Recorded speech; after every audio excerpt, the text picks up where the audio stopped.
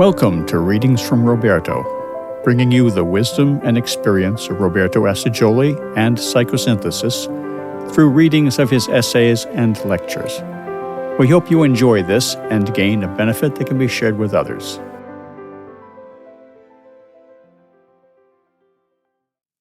The Balancing and Synthesis of the Opposites by Roberto Assagioli. This was originally published in English by Psychosynthesis Research Foundation as issue number 29. Read by Jan Cunningham. Polarity is a universal fact. It is inherent in cosmic manifestations. It is true that the ultimate and supreme reality is the one, the absolute, the transcendent, but it can only be defined by what it is not. From the very moment that cosmic manifestation begins to unfold, duality is born. The first fundamental duality is precisely that between manifestation and the unmanifest.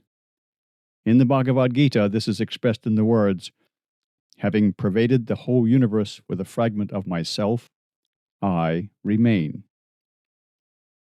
In the process of manifestation, the fundamental polarity is that of spirit and matter. It is at once necessary to state that all polarity is a relationship between two elements, and that, as such, it is never absolute, but relative even to a particular pair of opposites. The same element can be positive in its relationship to a certain pole and negative in its relation to another. An instance of the relativity of the polar relationships exists in the fundamental polarity between spirit and matter. According to some, spirit is the free and transcendent reality that stands above the various pairs of opposites existing in manifested life. Such is the conception of Hermann Kaiserling, contained in his book From Suffering to Fulfillment.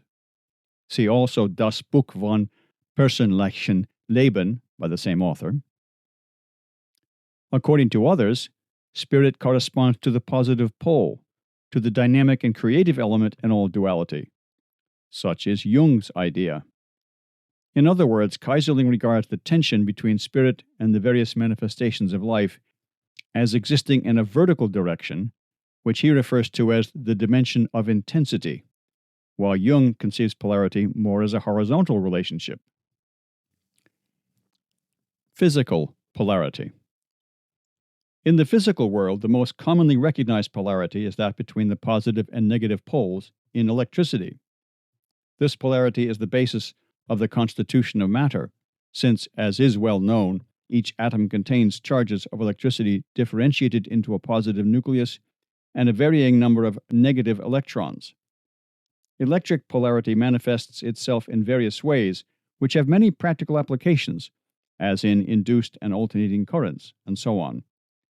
Interesting analogies can be found in various polarities in the field of psychology, such as emotional attraction and repulsion, ambivalence, and the compensatory function. Within living organisms, such as the human body, there are various polarities. One of the most important is that between the sympathetic and the parasympathetic nervous systems. The former stimulates catabolism, the latter assimilation or anabolism. Other polarities exist between the different endocrine glands. One of the most important and general polarities in the three kingdoms of organic life, vegetable, animal, and human, is the sexual.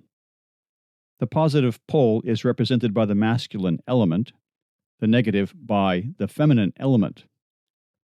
This does not mean that the former is active and the latter passive. Both are active, but in a different way. The masculine element being the dynamic, initiating pole, while the feminine element is the receptive, gestative, elaborative pole. This type of polarity extends far beyond the man-woman relationship to innumerable manifestations in life. It has been particularly and deeply emphasized by the Chinese, who regard these two principles as the foundation both of cosmic evolution and of every aspect of human life. The creative aspect, symbolized by the Father and Heaven, they called Yang, while Yin is the receptive, and elaborative aspect, symbolized by the mother and the earth. The well-being of man depends, in the view of Chinese philosophy, on the harmonious accord between man and the cyclic evolution of the universe, woven from the innumerable relationships and interactions of yang and yin. Emotional polarity. In the field of the emotions and feelings, we find those dualities which are familiar to all: pleasure, pain; excitement, depression; confidence, fear; attraction, repulsion; love, hate. Such is their extent that one might say that the life of the average human being is based on his emotional reactions to things, to events, and to persons. These reactions have a definite function and purpose, provided they are maintained within appropriate bounds. But if we allow them to take over, as too often is the case, we are apt to become their slaves. Later, we shall consider how the limitations of these opposites can be overcome. Mental polarity. In the mental realm, there is the polarity between the analytical activity of the concrete mind and the synthetic operation of the abstract intelligence, between the inductive process, from the particular to the general, and the deductive process, from the general to the particular.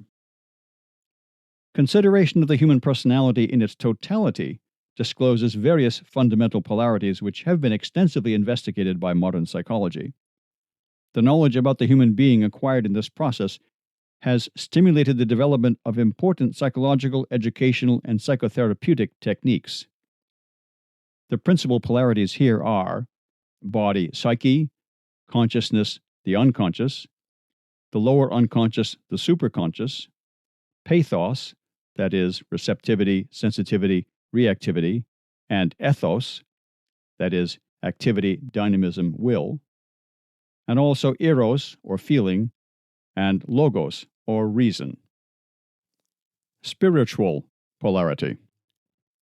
The fundamental duality in the spiritual realm is that existing between the personality and the transpersonal self, a polarity which is the cause of many inner conflicts, until harmonious relationships and an increasing blending or unification, that is, spiritual psychosynthesis, are achieved. Inter-individual polarity. There are also many inter-individual polarities which are of the utmost importance. The most and fundamental one is that existing on all levels between man and woman. Then there is that between adults and young people, particularly in the interaction between parents and their children. There are, further, the various relationships between individuals and the different groups to which they belong. Among them, we find the family considered as a unit, as a psychic entity, which is made up not only of members who are alive, but also of ancestral influences and family traditions.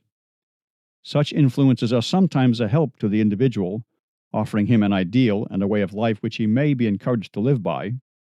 Other times, and perhaps more often, they may hem him in and even oppress him. Then come the social groups of different kinds: social and professional classes, cultural and religious groups, nations, with which the individual may find himself associated in a condition of passive subordination or of cooperation, as leader and directing agent, or in conflict. Similar relationships exist among groups, both among those of the same kind and size, that is, between families and families, classes and classes, nations and nations, and so on, and the hierarchical ones, between the family and the state, classes and nations, between a state and a federation of states. Two kinds of polarities which are of great importance are that between the northern and southern individuals and groups in each nation and continent, and that between Western and Eastern peoples. Balancing opposite poles and synthesis. Each of these numerous polarities confronts us with the problem of their interplay and balancing. The following is a brief survey of the general principles and methods of balancing opposite poles, with the object of resolving polar tensions. 1. Fusion of the two poles, involving the neutralization of their charges of energy. 2. Creation of a new being, of a new reality. 3. adjustment of the opposite poles by means of an intermediary center or of a principle higher than both. A regulating action of this kind can be brought about in two ways. First, by diminishing the amplitude of the oscillations between the two extremes, at times even to a vanishing point, thus inducing a more or less complete neutralization, or the happy medium. An instance of this, of great actual interest, is the oscillation between excessive authority and uncontrolled freedom in education, and the search for a balanced attitude. Next, by consciously and wisely directing the alternations, so that the result is harmonious and constructive, and in accord with the cyclic alternations of both individual and general, human and cosmic conditions. This is the method taught by the Chinese philosophy, and particularly by the I Ching. And the fourth is synthesis, brought about by a higher element or principle which transforms, sublimates, and reabsorbs the two poles into a higher reality. The different types of polarity require correspondingly appropriate solutions. Man often has the freedom, and consequently the responsibility, of choosing between different methods of balancing. It should, however, be pointed out that the indicated solutions are not always as clear-cut as the above enumeration might lead one to believe. Sometimes, as the following examples will show, they can overlap or be combined in various ways. In the field of electricity, the most simple outcome is neutralization through the fusion of the positive and negative charges. However, the conditions in which this fusion is effected determine the results, which are thus subject to considerable variation. When, for instance, the poles are brought toward each other, and the voltage with which they are charged overcomes the resistance of the medium which separates them, a discharge is produced, which manifests as a spark. Lightning is an instance of this phenomenon. When, on the other hand, the poles are kept apart, but connected by a conducting wire, with some resistance introduced at a point along the conducting wire, the electrical energy becomes susceptible to various transformations. This latter process is being utilized with increasing ingenuity in the transformation of electricity into light, into heat, or into movement. In these cases, the process of neutralization produces various useful effects. In the biological realm, health can be defined as a dynamic equilibrium ever threatened and ever restored between a series of polarities, such as exist between the divisions of the nervous system, between various endocrine glands, and in general between the anabolic and catabolic functions.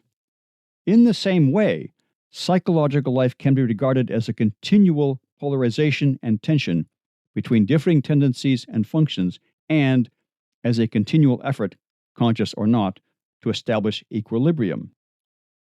Among the most important psychological polarities are impulse inhibition, feeling and reason, extroversion, introversion. In sexual polarity, the union of the two physical elements has a creative effect. The dynamism of their fusion brings about the birth of a new organism, similar to that of the parents.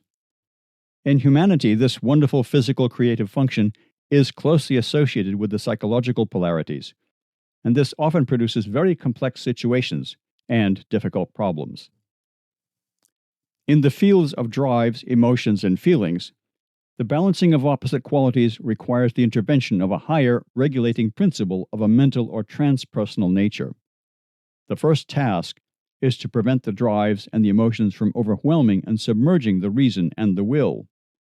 The best way to achieve this is to learn how to disidentify oneself from them at will, in order to be free at any time to maintain the I, the center of consciousness, on a higher level above them, in order to be able to observe and evaluate them and to wisely regulate them as needed. Let us make it clear that to regulate does not mean to suppress, and that this does not in any way lead to aridity or a lack of sensitivity. Let us, for example, consider a fundamental polarity, pleasure-pain. As long as we remain slaves of this duality, always actively seeking pleasure and fearfully fleeing from pain, we shall not find lasting peace or permanent satisfaction. On the other hand, a forced inhibition and artificial impassivity certainly does not constitute a satisfactory solution. This can only be arrived at by means of that clear insight which enables us to understand the causes, the nature, and the functions of both pleasure and pain. This insight carries the recognition that in accepting pleasure without craving for it and attachment to it, and in accepting pain when unavoidable, without fearing it and rebelling against it, one can learn much from both pleasure and pain and distill the essence which they contain. Moreover, one can gradually raise the quality and level of these opposites. One passes by degrees from the physical pleasures in and of themselves to the joys of feeling and of the mind, finally experiencing spiritual joy. One makes one's way from physical suffering to emotional troubles to intellectual turmoil, then to compassion for the sufferings of others, and then of the whole human race. From all these experiences, one gathers the fruits of wisdom and learns to keep the center of consciousness stabilized more and more at a level above the alternations of personal pleasure and pain. Finally, we can acquire the ability to identify ourselves with the universal life, with the supra-individual self, with the Supreme, which transcends all opposites in ineffable bliss. If we examine more closely the specific polarities of the emotional field, we can clearly distinguish two main types of solutions. One is realized on the same level. It can be called the middle way of compromise, the blending of the two poles. The other solution is achieved at a higher level.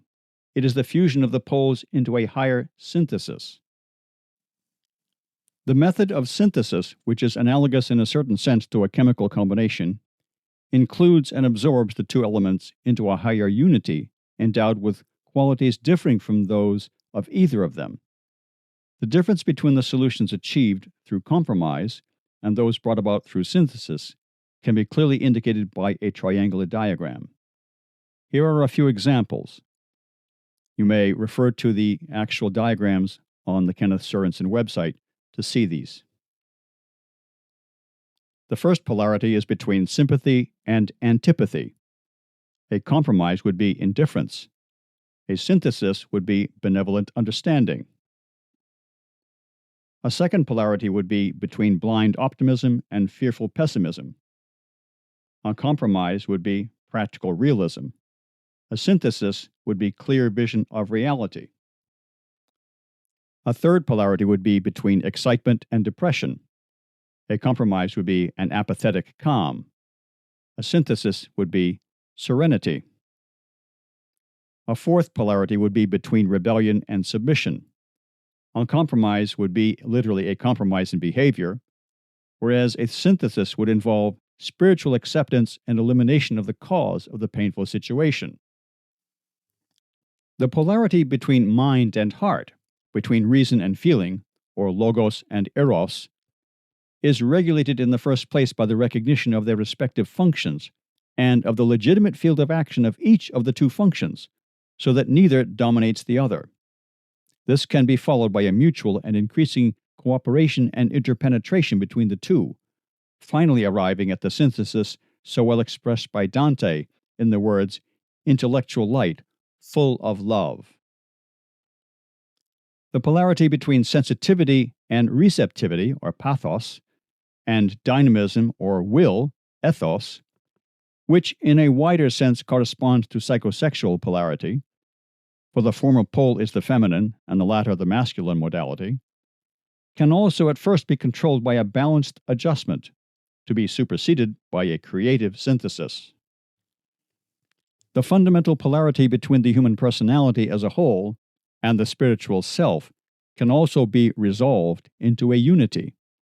This is the aim of the process of harmonization and transmutation, involving a protracted series of conflicts, approaches, and contacts, each producing partial, increasingly expanded fusions. In short, this is the process of spiritual psychosynthesis. It constitutes the noble effort, the central drama of man, who, either consciously or unconsciously, aspires to this high goal, or is pushed toward it by his inability to find lasting satisfaction or a true peace until he has attained it. The interaction between the self and the personality creates a series of triangular relationships similar to those previously indicated. Here are some of them. Please refer to the diagrams at the Kenneth Sorensen website. In the first, we have a polarity between self-depreciation, or an inferiority complex, and arrogance, a superiority complex. The compromise position is modesty. The synthesis is spiritual dignity.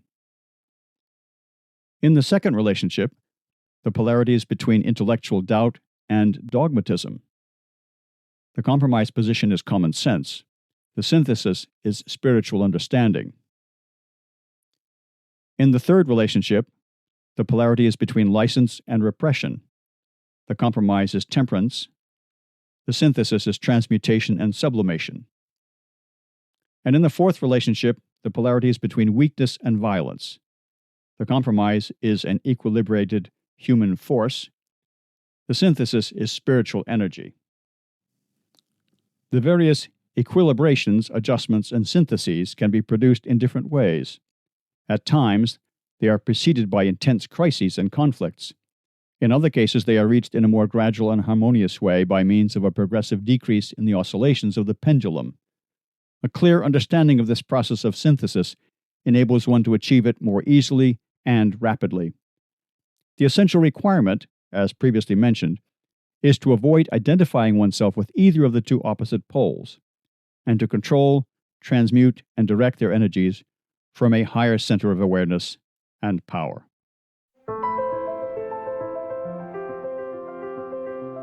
Thank you for listening to Readings from Roberto, and we hope you will tune in to our next reading. Please don't forget to like and subscribe to share the wisdom.